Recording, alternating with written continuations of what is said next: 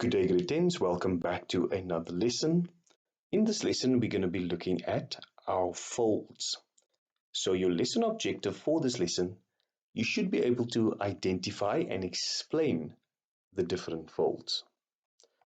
So the first type of fold is known as an anticline. An anticline is an up fold.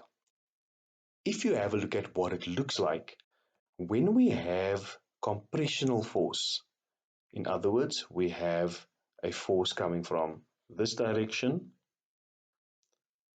and a force coming from the other direction, and they're moving towards one another. The sediments and rock that is found in between these two compressional forces gets squished together. Now, when we have these two movements coming together, we then experience that compressional force. And it is that compressional force that is causing the folds within these rocks to form your anticline. Some examples of these rocks that exists in nature is your Rocky Mountains in the western parts of Canada and the United States. And then in Cape Town, we have the Cape Fold Belt. And that has formed as a result of two convergent plate boundaries which came together, and because they're coming together, we have a compressional force causing the mountains to fold and warp.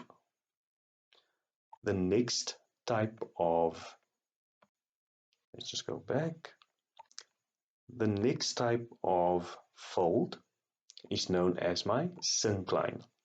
A syncline is basically similar to a anticline in that it is symmetrical, meaning that if we were to cut it in half, they would be equal to one another. This type of fold forms exactly the same way as your anticline. If this over here was my horizontal rocks or sediments, and I had a convergent plate boundary, meaning that I have two plates coming together. As they come together, they apply that compressional force.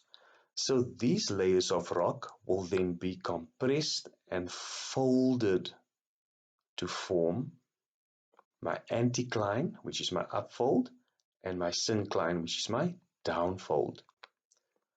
So an anticline and a syncline is essentially more or less the same thing. It's just referring to a downfold. They form exactly the same way in that they are formed as a result of compression of the different plates coming together. Then my last fold that I'm going to look at is a overfold. So an overfold refers to when there is even more compressional force that's been applied. So because the pressure is so immense, we don't have these symmetrical folds like we find in our anticline and our syncline. We find that the folds have actually been folded over, hence the term overfold. So they are no longer symmetrical. So we describe them then as being bent or warped as a result of that increased compressional force.